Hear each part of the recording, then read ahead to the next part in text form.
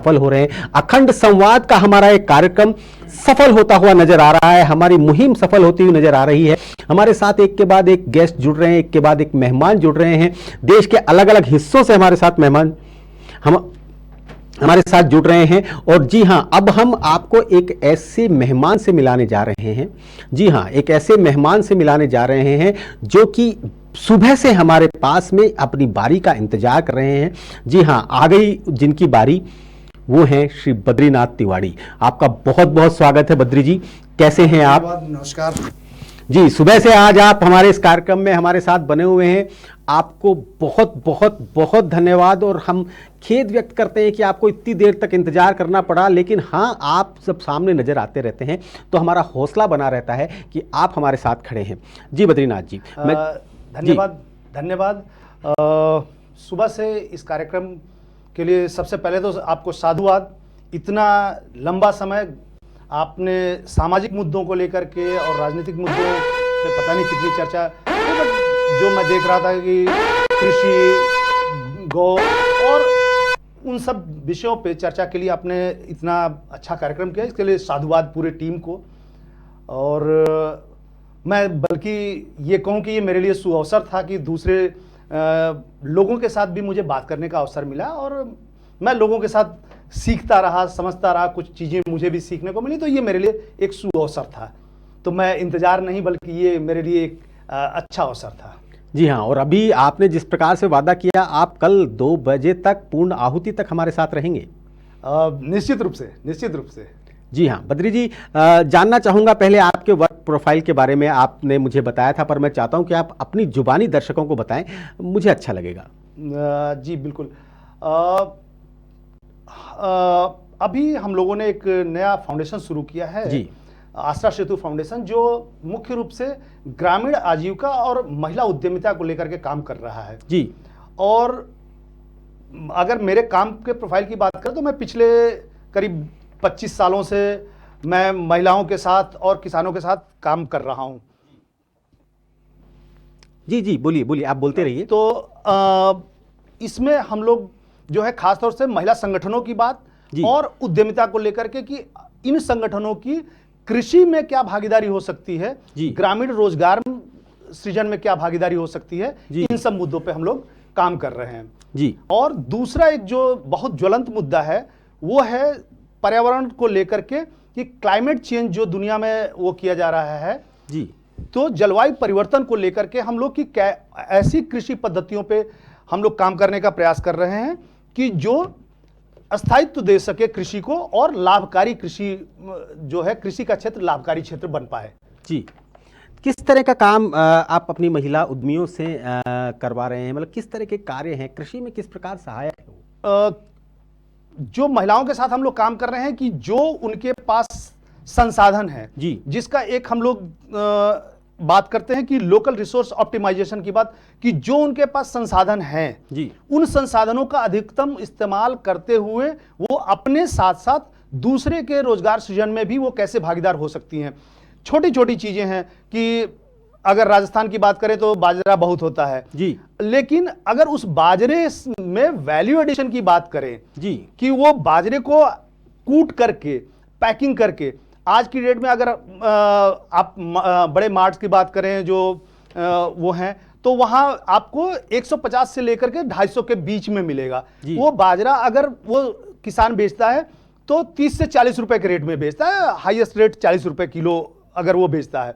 अगर उसमें थोड़ा सा वो महिलाओं को ट्रेंड किया जाए, संगठित करके ट्रेंड किया जाए और उनको उसकी प्रोसेसिंग, उसकी पैकेजिंग, ब्रांडिंग, मार्केटिंग पे अगर उनको सपोर्ट किया जाए तो वो वहां के लिए एक बड़ा अवसर हो सकता है।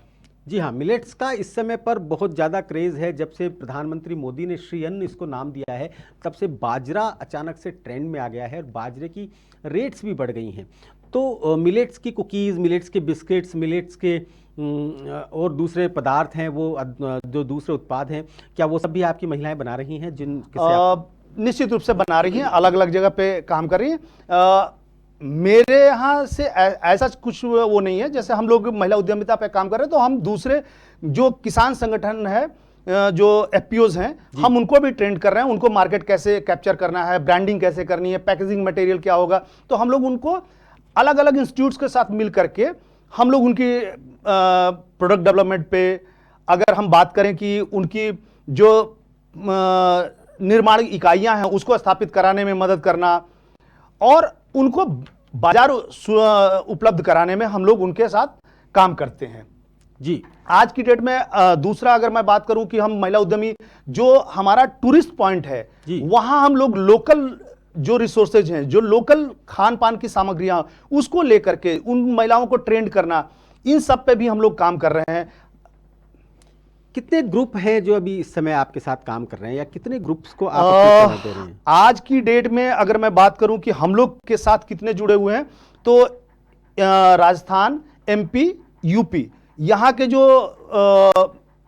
एफपीओज हैं उनके साथ हम काम कर रहे हैं और यहाँ लगभग आप मान के चलें कि लगभग 10,000 महिलाओं के साथ हम लोग जुड़े हुए हैं। लेकिन ये हमारा कोई रेगुलर उनके साथ उस तरह का नियमित कार्यक्रम नहीं होता। हम लोग उसकी उनके जो प्रोत्साहन करने वाली संस्थाएं हैं उनके साथ काम कर रहे हैं, दूसरा जो एफपीओज हैं उनके साथ काम कर रहे हैं। तो इस तरह हम लोग समय समय पे उनको जो ट्रेनिंग और उसकी जरूरत रहती है वो हम लोग करते रहते हैं। जी जी बिल्कुल। इस क्या है, मतलब लक्ष्य क्या है, कहाँ तक पहुँचना चाहते हैं, क्या एग्जैक्टली क्या करना चाहते हैं? मतलब अगर मेरी बात करें तो मेरा मानना यह है कि महिलाओं को भी बराबर की भागीदारी कृषि केवल कार्यों में न होकर के बल्कि कृषि की आय में निर्णायक भूमिका में महिलाएं बैठें और सम्मानजनक स्थान उनको मिले। हमारा लक्ष्य एक ही है कि महिलाएं अगर हिंदुस्तान में 50% हैं और कृषि कार्यों में अगर वो 70% और 75% की भागीदारी करती हैं तो निश्चित रूप से उनको निर्णय में भी उतनी की भागीदारी मिलनी चाहिए। ये हमारा लक्ष्य है। जी हाँ, जी हाँ, जी हाँ, बिल्कुल बिल्कुल। महिलाओं को भागीदारी मिलना बहुत निश्चित है। आधी आबादी की पूरा वो रखती हैं, आधी आबादी वाली महिलाएं हैं जिन्हें कि उतना सम्मान मिलना जरूरी है। वो सम्मान तब मिलता है जब महिलाएं इंडिपेंडेंट होती हैं, जब महिलाएं सेल्फ डिपेंडेंट होती हैं, तब उन्हें मिलता है। और उन्हें जब रोजगार मिलता है तो उसके बाद निश्चित तौर पर सीधी सी बात है कि उनके सम्मान में वृद्धि होती है, उनके सेल्फ रेस्पेक्ट में वृद्धि होती है। क्या आगे की आपकी रणनीति है, किस तरह से इस चीज़ को और आगे बढ़ाना चाहेंगे जिससे और महिलाएं इसका लाभ उठा सकें? हम लोग अलग अलग जगह पे जो छोटी छोटी यूनिट्स हैं उनको हम लोग बड़ा मार्केट देने का एक तो प्लान कर रहे हैं, दूसरा ये है कि हम लोग इस तरह की नई खोज कर रहे हैं, नए क्षेत्रों को हम लोग चिन्हित कर रहे हैं। जहां जैसे अभी हम लोग राजस्थान में बात कर रहे हैं कि हम लोग जो बाजरी है यहाँ का जो रेनफेड एरियाज में होता है उसको लेकर के हम लोग प्रोडक्ट डेवलपमेंट की बात कर रहे हैं, उसमें खासतौर से वैल्यू एडिशन की बात कर रहे हैं। दूसरा जिस क्षेत्र में डेयरी पे काम हो रहा है तो हम लोग डेयरी में प्रोटीन एक्सट्रैक्शन टेक्नोलॉजी को हम लोग कैसे गवर्नमेंट के साथ मिलकर के या किसी सीएसआर के साथ मिलकर के क्या हम लोग उसमें हम लोग काम कर सकते हैं कि प्रोटीन एक्सट्रैक्शन का काम हो सकता है। मिलेट पे अगर बात करें तो मिलेट में प्रोटीन एक्सट्रैक्शन का एक बड़ा स्कोप है, राजस्थान में अभी कहीं नहीं है, हम लोग उसको देख रहे हैं। दूसरा राजस्थान और एमपी में टूरिज्म का बहुत स्कोप है जिसमें महिलाओं की भागीदारी नगण्य है जी, हम लोग उसको स्थापित करना चाह रहे हैं। अभी एमपी में हम लोगों ने 250 महिलाओं को जो है ट्रेंड किया महिला उद्यमिता को लेकर के, वहां स्टे होम बन रहे हैं। सरकार से किसी तरह की मदद इसमें आपको मिलती है? सरकार की तरफ से देखिए मदद मिलती है, अनुदान बहुत सारे प्रोजेक्ट्स पे होते हैं, लेकिन मुझे लगता है कि जो अभी तक की स्थितियां हैं उसमें सरकार के यहाँ जो निश्चित रूप से जो नेतृत्व विकास पे जो काम होना चाहिए उसमें और करने की जरूरत है। और सरकार का सहयोग और सरकार का जो नीतिगत निर्णय है वो निश्चित रूप से सराहनीय है और वो सारी चीजें हो रही हैं। जी, क्या आप चाहते हैं सरकार अगर आपके साथ इसमें मदद में आती है, सरकार चाहती है कि आपके मदद करे, तो आप क्या वो चीज़ है जो सबसे पहले मांगेंगे? सबसे पहली चीज़ तो ये है कि मैं अगर आज की डेट में जिसके लिए हम लोग प्रयासरत हैं कि राजस्थान में जितने एफपीओज बने हैं, जितने किसान उत्पादक वो कंपनियां बनी हैं जी, उन सभी का कंसोर्टियम बने और उनको एक बड़ा मार्केट के लिए तैयार किया जाए, क्योंकि पूरा मार्केट का गेम जो है, मार्केट का जो गेम है वो स्केल और स्टैंडर्ड को लेकर के है जी, तो जब भी बात होती है ये चीज हमें वो इंश्योर करना पड़ेगा। और किसान जो है वो स्ट्रेस सेल करता है, वो दबाव में, जैसे ही उसकी फसल उगती है वो दबाव में बेचना शुरू करता है। तो वित्तीय सहयोग हमको उन किसान जो उत्पादक समितियां हैं उनको वित्तीय सहयोग इतना देना पड़ेगा कि वो अपने उत्पाद को कुछ समय तक भंडारण कर सके, जिससे कि वो एक उचित मूल्य उसका प्राप्त कर सके। जी जी जी जी, बिल्कुल बिल्कुल बिल्कुल, आप सही कह रहे हैं कि इस तरह की अगर कोई चीज़ हो जाती है तो वाकई में इससे हर किसी को फ़ायदा होगा, हर किसी के लिए विन विन सिचुएशन हो जाएगी। अगर जो आप सोच रहे हैं अगर इसका 25% भी 50% भी हो जाता है तो ये सबके लिए बहुत लाभकारी सिद्ध होगा। बद्रीनाथ जी, आप हमारे स्टूडियो में आए, आपने एक बहुत अच्छी राह हमें दिखाई, उसके लिए हम आपका बहुत बहुत शुक्रिया अदा करना चाहते हैं, बहुत बहुत आभार आपको व्यक्त करना चाहते हैं। आप वाकई में बहुत बहुत अच्छी बातें कर रहे हैं और वाकई में महिलाओं की उद्यमिता के बारे में जो बातें कही वो वाकई में बहुत अच्छी हैं। हम आपको कल सुबह एक बार फिर से जोड़ेंगे, उस समय पर जब महिला उद्यमिता से जुड़े एक दो एक्सपर्ट हमारे साथ और होंगे, उस समय हम आपको एक बार फिर से जोड़ेंगे, हम आपसे एक बार फिर से रिव्यूज उस पर लेना चाहेंगे। अभी मैं चाहूँगा हमारी महिला किसानों के लिए कोई संदेश आप देना चाहें तो मैं जरूर चाहूँगा कि आप वो संदेश दें। मेरा एक ही संदेश है कि वो अपने आप पे विश्वास करें और जो प्रोत्साहन करने वाली संस्थाएं हैं उनसे एक अपेक्षा है कि वो महिलाओं के नेतृत्व विकास पे और उद्यमिता पे काम करें, कागजों से थोड़ा ऊपर हट करके। निश्चित रूप से ये एक हमारे लिए भविष्य का एक माइलस्टोन होगा। जी जी जी, बहुत बहुत धन्यवाद बद्रीनाथ जी, आपका बहुत बहुत स्वागत, बहुत बहुत आभार कि आप अखंड संवाद में इतनी देर तक बने रहे, इतनी देर तक आप हमारे साथ मौजूद रहे, हमें हौसला बढ़ाते रहे, हमें प्रोत्साहन देते रहे। जी हाँ, अखंड संवाद में बिल्कुल इसी प्रकार से लोगों का आना जाना, लोगों के विचारों की आहुतियाँ लगातार इस अनुष्ठान में आपके सामने इस समय पर बनी हुई हैं। आप जिस प्रकार से हमारे साथ बने हुए हैं, जिस प्रकार से आप लोग हमारे साथ बने हुए हैं, उसको देखते हुए हम ये समझ रहे हैं कि वाकई में हम अपनी मुहिम में कुछ ना कुछ सफल होते जा रहे हैं। बहुत कम समय बचा हुआ है हमारे आधे माइलस्टोन का, मतलब आधी यात्रा को पूरा होने में, मतलब मिडवे तक पहुंचने के लिए हमारे पास बहुत कम समय बचा हुआ है। और अब मैं चाहूँगा कि हमारे साथ एक्सपर्ट के रूप में लोग जुड़ें, और एक्सपर्ट के रूप में जो लोग जुड़ेंगे, जो गेस्ट हमारे साथ जुड़ने वाले हैं, उनको भी, उनके बारे में मैं आपको तुरंत बताऊंगा। लेकिन अभी फिलहाल अखंड संवाद जो कि इस समय पर अपनी आधी यात्रा को पूरी करने जा रहा है, जी हाँ, आधी यात्रा की तरफ बढ़ रहा है। इस अखंड संवाद में आप सभी लोग जिस प्रकार से हमारे साथ बने हुए हैं, वाकई में वो काबिल तारीफ़ है। मैं मतलब आपको किस तरीके से सलाम करूं, किस प्रकार से आपको प्रणाम करूं, मेरे पास शब्द नहीं है कि मैं आप लोगों को धन्यवाद दे सकूं, आप लोगों का आभार प्रकट कर सकूं, क्योंकि ये एक ऐसा कार्यक्रम है जिस कार्यक्रम में हम लगातार कोशिश कर रहे हैं। एक नोबल कॉज, एक सोशल कॉज है, जिस कॉज में आप सब लोग हमारे साथ आज बने हुए हैं, आप सब लोग हमारे साथ बात कर रहे हैं, आप सब लोग हमारे साथ संवाद कर रहे हैं, आप सभी लोग हमारे साथ मुलाकात कर रहे हैं और इस कार्यक्रम में लगातार हमारे साथ बने हुए हैं। जी हाँ, इस कार्यक्रम को हम और आगे ले जा रहे हैं। हमारे कुछ एक्सपर्ट्स अब इंतजार कर रहे हैं आपके साथ आने के लिए, आपके साथ जुड़ने के लिए, आपके इस कार्यक्रम में आने के लिए, आप लोगों से बात करने के लिए, आपसे मुखातिब होने के लिए, आपसे रूबरू होने के लिए। एक एक्सपर्ट और इस समय हमारे साथ स्टूडियो में पहुँचने वाले हैं। जी हाँ, और अब हम बहुत जल्द मैं बताऊंगा कि इस समय कौन हमारे एक्सपर्ट हैं जो कि इस समय हमारे साथ जुड़ने वाले हैं।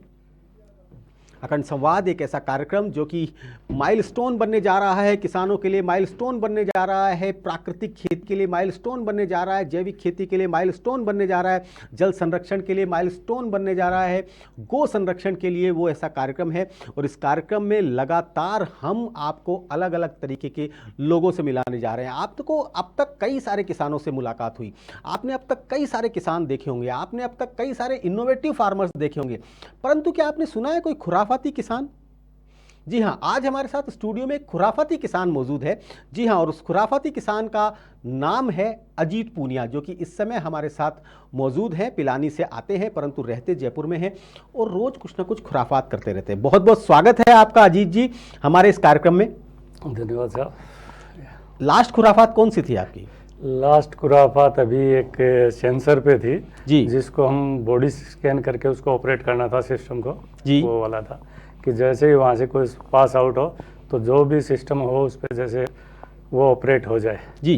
ये मशीनों से खेलते हैं, जुगाड़ करते हैं, आविष्कार करते हैं, जैसी जिसकी जरूरत हो वैसी ही चीज बनाते हैं, इसीलिए हम इन्हें खुराफाती किसान कहते हैं।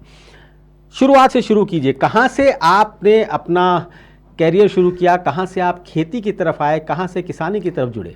खेती और किसानी तो बचपन से ही शौक था। जी। बचपन से ही मैं 10-12 साल की एज में खेती करने लग गया था और मैंने हल्का हाथ पकड़ लिया था जी। तब से मैं खेती करता आ रहा हूँ। पिताजी का किसान थे, विरासत में ही मिला है मेरे को खेती जी। और तब से ये जॉब चल रहा था। फिर लेकिन कुछ अलग करने की एक धुन थी कि कुछ नया किया जाए। जी। बीच में ऑफर था कि पूरा बैकग्राउंड था, वो सब सर्विस में थे कि नहीं सर्विस करनी है, लेकिन दिमाग में ये था कि सर्विस तो करनी नहीं है, अपने वो खेती पे काम करना जी। है। उसी सिलसिले में मैं पंजाब चला गया 97 में जी। वहाँ पे भी फिर यही था कि एक एडवांस एग्रीकल्चर पे अपना काम किया जाए, खेती में नया क्या हो सकता है। जी। तो वहाँ हमने जैसे इजराइल की कंपनी है नेडाफेम, यूएसए की रेनबर्ड है और टोर है, इन कंपनियों के साथ टाई अप करके हमने काम किया और वाटर मैनेजमेंट और उसमें खेती में नए नए सिस्टम जो होते हैं उनको सीखा और एक दूसरे को कनेक्ट किया, वो सारी चीज़ का एप्लीकेशन किया। फिर धीरे धीरे इंटरेस्ट बढ़ते गए और फिर आगे आगे हम 2002 में मैं जयपुर आ गया, फिर एक अलग ही चला गया, हाईटेक कल्टीवेशन पे आ गए खेती पे, उसमें क्या नया कर सकते हैं, लो वाटर कंजप्शन पे और लो बजट पे। जी, क्या मैं जानना चाहूँगा किस प्रकार से आप लोगों की मदद करते हैं लो वाटर कंजप्शन पे? लो वाटर कंजप्शन पे सबसे पहले तो हमें सॉइल का स्ट्रक्चर को समझना होगा जी। क्योंकि क्या है कि मेन चीज़ सॉइल होती है कोई भी चीज़ को आउटपुट देने के लिए। अगर सॉइल हमारी सही होगा तो बाकी चीज़ें हमें नॉर्मल देना पड़ेगा। जी। अब हम सॉइल का टेस्ट कराते नहीं, जो मार्केट में दुकानदार ने बता दिया बाजार पे कि ये डाल दो ये हो जाएगा, ये डाल दो ये हो जाएगा, सॉइल हमारे दिन प्रतिदिन खराब होती जा रही है। जी। लेकिन हमें सॉइल का टेस्ट करना है, उसको जरूरत क्या है। जी। अगर सॉइल हमारी हेल्दी होगी तो प्रोडक्शन अपने आप ऑटोमेटिक आएगा। जी। और सॉइल ही अनहेल्दी होगी तो प्रोडक्शन अपने आप कम होता जाएगा। जी। उस पर हमारा अभी कोई ध्यान नहीं है, बस 2 जांच कराते हैं कि पीएच और ईसी क्या है हमारा सॉइल का, उससे काम नहीं चलेगा। सबसे मेन कंटेंट है हमारा एक बेस्ट क्रॉप लेने का ऑर्गेनिक कार्बन। ऑर्गेनिक कार्बन पे किसी का भी ध्यान नहीं है कि हमारा ऑर्गेनिक कार्बन क्या है। आज राजस्थान में जो सॉइल का ऑर्गेनिक कार्बन का लेवल है वो 0.18 या 1-2% के आसपास है, जबकि 2% मिनिमम होना चाहिए। अगर 2% है तो आपको फर्टिगेशन की भी जरूरत नहीं है, ऑटोमेटिक सॉइल में कोई भी सीड डालेंगे वो काम करेगा और प्रोडक्शन देके जाएगा आपको एक अच्छी क्वालिटी का। दूसरा कंपोनेंट आता है सिलिकॉन। सिलिकॉन हमें कोई ध्यान में नहीं देता कि सिलिकॉन का मेन काम क्या है। जी। सिलिकॉन हमारे जो अनाज है उसमें फाइबर की मात्रा को बढ़ाता है। फाइबर की मात्रा जितनी अच्छी होगी अनाज की और फ्रूट की सेल्फ लाइफ उतनी ही ज्यादा होगी। इस पे कोई काम नहीं है, बस न्यूट्रिशन वैल्यू यूरिया डाल दो, डीएपी डाल दो, अगर इंसेक्ट आ गया रोक डाल। अगर कार्बन और सिलिकॉन प्रॉपर रहेंगे तो इंसेक्ट भी कम आएंगे, फसल बीमारी भी कम होगी। जिस प्रकार आदमी का पेट अगर सही रहा तो वो बीमार कम होगा, अगर पेट ही गड़बड़ है तो वो हरदम बीमार रहेगा। उसी प्रकार अगर हमारी सॉइल हेल्दी है तो फसल में रोग भी कम आएंगे। ये तो फिर भी बात वहीं आ रही है कि जल संरक्षण मतलब पानी कम लगे इसके लिए और क्या क्या उपाय आप बताते हैं किसानों को जिससे कम पानी में अधिक पैदावार ले सकें और गुणवत्ता भी बढ़ जाए? देखो उसमें अलग अलग पद्धतियाँ हैं। जैसे पहले खुले से पानी देते थे, फिर धीरे धीरे हम स्प्रिंकलर पे आए, स्प्रिंकलर के बाद अब ड्रिप पे आ रहे हैं। लेकिन निकट भविष्य में हमें सब सॉइल इरिगेशन पे भी जाना पड़ सकता है, क्योंकि सब सॉइल इरिगेशन में लगभग 95% वाटर सेविंग होती है। सॉइल के 6 इंची नीचे, यानी ऊपर की 6 इंची सॉइल में तो पानी इरिगेट ही नहीं होगा। 6 इंची नीचे टोटल पानी चलेगा, वो पौधे को जितना भी उसको जरूरत है उतना देगा, बाकी अब्जॉर्ब रहेगा वहाँ। जी। तो वाटर एफिशिएंसी वहाँ बच गई। जहाँ हम पहले 1 हेक्टर में सिंचाई कर रहे थे उससे हम 5 हेक्टर तक जा सकते हैं उसी पानी से। ये और पानी को रोकने के लिए, पानी को खेत का पानी खेत में रोकने के लिए उसके लिए क्या आपने प्रयोग किए? देखो, उस पे तो अपने को सॉइल एरिएशन पे जाने का पड़ेगा। सॉइल एरिएशन जितना प्रॉपर होगा उतना सॉइल पानी को ऑब्जॉर्व करेगी और खेत का पानी खेत में रहेगा। आज हमारी जितना हैवी फर्टिलाइजर हम यूज कर रहे हैं उसकी वजह से पानी ऑब्जॉर्व करना जीरो हो गया।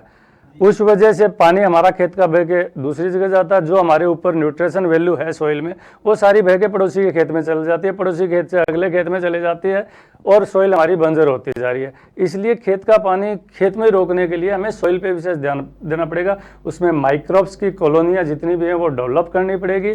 ऑर्गेनिक मैनोर्स को हमें प्रयोग करना पड़ेगा। जितना सॉइल में एरिएशन होगा उतना सॉइल हेल्दी रहेगा, उतना ज़्यादा पानी ऑब्जॉर्व रहेगा, सॉइल में मॉइस्चर मेंटेन रहेगा। सॉइल में मॉइस्चर अगर मेंटेन रहेगा तो ऑटोमेटिक पानी की कम जरूरत पड़ेगी।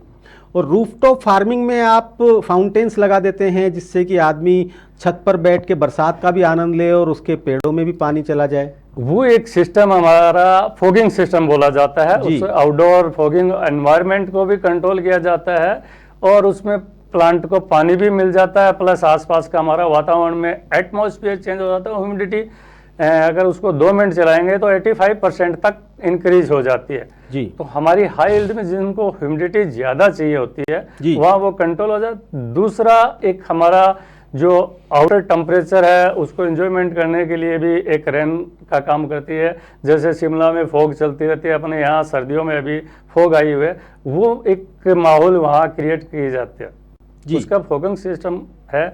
आउटडोर कूलिंग सिस्टम के भी नाम से जाना जाता है, अलग अलग नाम से जाना जाता है। अब जिसमें भी आप जो जानना चाहे उसी पे आ जाता है उसका नाम। जी, रसायन मुक्त खेती पर भी आपका काम है। आप लोगों को बहुत प्रेरित करते हैं कि वो पेस्टिसाइड्स का यूज़ ना करें, वो किसी तरह के केमिकल का यूज़ ना करें।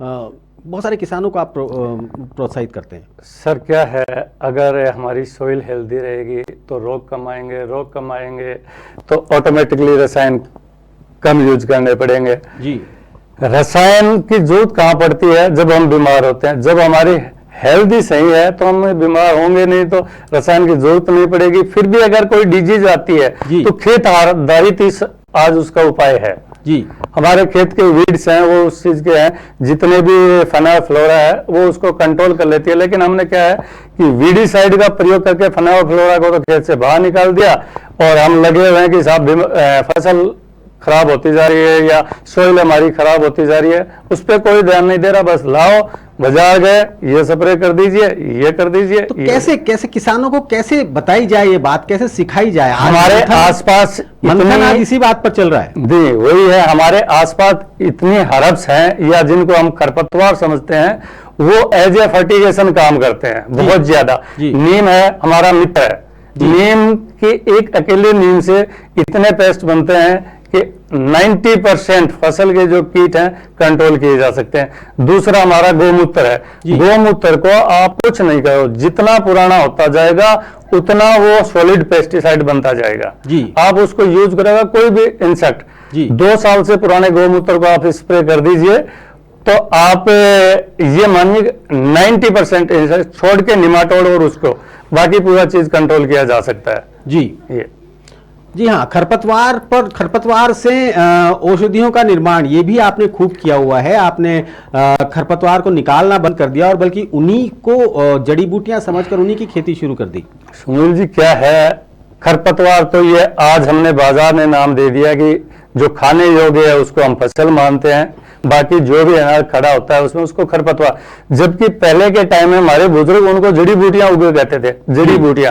जड़ी बूटियां आज जितनी भी खरपतवार है वो 99% एक मेडिसिनल हर्ब्स है जी।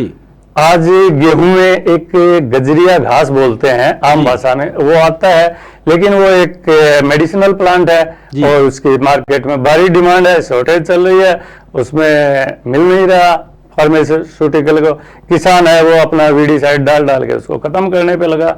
अगर उसी को हम थिनिंग करके या निकाल के और सुखा के मार्केट में बेचा जाए तो अच्छी इनकम हो सकती है जी। और क्या कहना चाहेंगे हमारे किसानों को जो कि प्रयास कर रहे हैं जैविक खेती की तरफ जाने का? कब से वो शुरू करें और कितने दिन बाद उन्हें एक वो मिलेगा कि वो कह पाएंगे कि हाँ मेरा प्रोडक्ट जैविक है? देखो, जब जागो तभी सवेरा जी। सुनील जी, अगर हमने लक्ष्य बना लिया कि मेरे को पेस्टिसाइड मुक्त खेती करनी है तो उसी दिन से लग जाओ, भले ही कुछ एरिया से, हाँ हो सकता है फर्स्ट ईयर हमारे उत्पादन कम आए, कोई फर्क नहीं पड़ता, लेकिन एक गुणवत्तावान अनाज प्राप्त होगा आपको जी।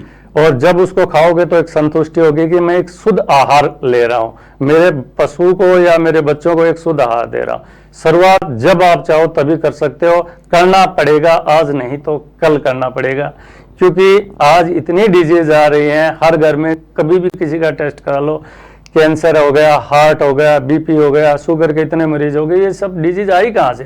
पहले तो नहीं सुनते थे हम कि ऐसा कुछ होता है जी। आसपास में सुनते थे कई गांव में कि वहाँ एक कैंसर का मरीज जी से मौत हो गई कैंसर की वजह से, लेकिन आज हर गांव में दूसरे तीसरे दिन एक खबर आ जाती है कि कैंसर की वजह से ये चीज होगी। ये सब है हमारा हैवी फर्टिगेशन और पेस्टिसाइड जी। ये उसी की वजह से ये डिजीज आई है, इसलिए हमें जैविक खेती पर हमारी सनातन जो परंपरा थी जी। उसी पे आना पड़ेगा। आज से 30 साल पहले जब हमारा बचपन था उस टाइम देखेंगे हम कभी कोई फर्टिगेशन नहीं था, सारी हमारी खेत आधारित कृषि थी, बीज हमारा खेत से तैयार होता था, खाद हमारा पशुओं का घर से तैयार होता था और बाकी पेस्ट डिजीज आती नहीं थी क्योंकि हम फर्टिगेशन वगैरह बाहर का कुछ डालते नहीं थे। तो एक शुद्ध अनाज होता था, उसमें एक टेस्ट होता था, उसकी गुणवत्ता होती। आज अनाज से हमारा टेस्ट और न्यूट्रिशन वैल्यू सारी गायब हो गई जी। ये चीजें उस तरफ अभी किसी का ध्यान ही नहीं जा रहा। बाजार कहता है ये डालो वो करो, लेकिन अगर आज हम हमारे अनाज का न्यूट्रिशन वैल्यू चेक करेंगे तो आप देखोगे उसमें से 90% न्यूट्रिशन गायब है। क्यों है? क्योंकि हमारा वीडिसाइड हम इतना ज्यादा उपयोग कर रहे हैं जिससे न्यूट्रिशन अनाज से गायब होते जा रहे हैं। तो शरीर को जो हमारा न्यूट्रिशन अनाज से मिल रहा था वो पूर्ति कहां से करेंगे जी। फिर डॉक्टर काम करेगा कि आपको ये विटामिन डी लीजिए, विटामिन सी लीजिए, विटामिन ई लीजिए, लेंगे कहां से? बाजार के। डिपेंड तो बाजार पे हो गए तो हम बाजार के पास ही जाएंगे जी। खेत आधारित तो हमने कुछ रखा नहीं। आज पोजीशन ये है हमारे किसान के पास, अगर मौसम की खराबी की वजह से कोई सीड जर्मिनेट नहीं हुआ तो दोबारा बोने के पास लिए उसके पास बीज नहीं है, वो फटाफट बाजार में भागेगा और बीज लाएगा तब उसकी बुआई कर पाएगा। पहले हमारे पास क्या होता था, फसल हो या न हो लेकिन 2 से 3 साल का हम बीज स्टोर करके रखते थे जी। ये पोजीशन हमारी पहले होती थी। आज हम बस निकाला, बाजार भेज दिया, जरूरत पड़ी बाजार भाग लो और बाजार से डेवलप, बाजार आधारित हम हो गए। कैसे इस न्यूट्रिशन को, किस न्यूट्रिएंट को कैसे डेवलप किया जा सकता है अनाज में या किसी भी फल में या किसी भी उसमें, किस तरीके से जो पोषण कम हो रहा है उसे कैसे बढ़ाया जा सकता है? उसको बढ़ाने का सबसे मेन काम है हमारा सॉइल की हेल्थ का सुधार करना पड़ेगा। सॉइल में हमें केमिकल तो डालना बिल्कुल बंद करना पड़ेगा और मेन करके जो हर्बिसाइड है जी, हर्बिसाइड की वजह से ये जो न्यूट्रिशन डेफिशिएंसी आ रही है वो आ रही है जी। इसलिए हर्बिसाइड तो हमें बंद ही कर देंगे तो अच्छा रहेगा। अनदर आने वाले सालों में हमें बहुत बड़े परिणाम भुगतने पड़ेंगे जी। ये। और दूसरा कारण है कि गो आधारित या जो भी हमारी प्रागत हम थे पशुधन से या जो फार्म यार्ड डालते थे वो है। दूसरा हमारा कृषि का जो वेस्ट है उसको खेती में ही डिकम्पोज करना पड़ेगा। उसका अलग अलग मेथड है, आप एक जगह ढेर करके उसको डिकम्पोज कर सकते हो या हार्वेस्टिंग करके वहीं खेत में टिलर वगैरह से या रोटोवेटर से वहीं सॉइल में मिक्सिंग कर सकते हो। तो जिससे क्या होगा, बायोमास डेवलप होगा, बायोमास डेवलप होगा, अपना ऑर्गेनिक कार्बन बढ़ेगा। ऑर्गेनिक कार्बन जब बढ़ेगा तो माइक्रो कल्चर की जो कॉलोनी है वो डेवलप होगी। वो जितनी डेवलप होगी उसमें एरिएशन बढ़ेगा, एरिएशन बढ़ेगा तो उतना ही प्लांट सॉइल से न्यूट्रिशन अपटेक करेगा जी। जितना न्यूट्रिशन अपटेक करेगा उसी का अच्छा परिणाम आएगा। अनाज में वही लास्ट स्टेज है कि न्यूट्रिशन सॉइल से लेने हैं जी। ये गौ माता के संरक्षण की बात भी हम करते हैं, कितना जरूरी है आज के किसान को, मैं किसान की दृष्टि से पूछ रहा हूं, गौ का संरक्षण, गौ का संवर्धन? गौ का संरक्षण और संवर्धन बहुत जरूरी हो गया क्योंकि हमारी गौ माता की तरफ अगर हमने ध्यान नहीं दिया तो आने वाले समय में बहुत भयंकर परिणाम। अब क्या है, एक गाय से हम 10 एकड़ तक की खेत कर सकते हैं जी। विदाउट एनी फर्टिलाइजर और कॉस्ट दिए हुए। उसका गोबर है वो काम में आता है, ताजा लो, सड़ा के लो। गोमूत्र है उसका पेस्टिसाइड के रूप में काम आता है, उसको आप स्टोर कीजिए। उसमें अपना बाउंड्री पे जो आंकड़ा धतूरा, जो वीड जिसको हम खरपतवार बोल रहे हैं, वो खड़ी है, वो डाल दीजिए। वो कितना सॉलिड पेस्टिसाइड बनाएगा। तो आपकी खेती तो वो आधारित है, परंपरागत भी हमारा यही सिस्टम था, सनातन भी हमारा यही था। 1750 में हमारे आयुर्वेद में वरिक्ष आयुर्वेद लिखा गया है, जिसमें पूरा गो आधारित खेती है। लेकिन हम अपने सिस्टम को छोड़ के बाजार पे डेवलप हो गए, बाजार कह रहा है वो कर रहे हैं, जबकि लौट के हमें आना वहीं पड़ेगा जी। चाहे आज लौट लो या कल लौट लो। इसलिए गाय का संवर्धन करना बहुत जरूरी है, और उसको जब हम संरक्षण और संवर्धन नहीं कर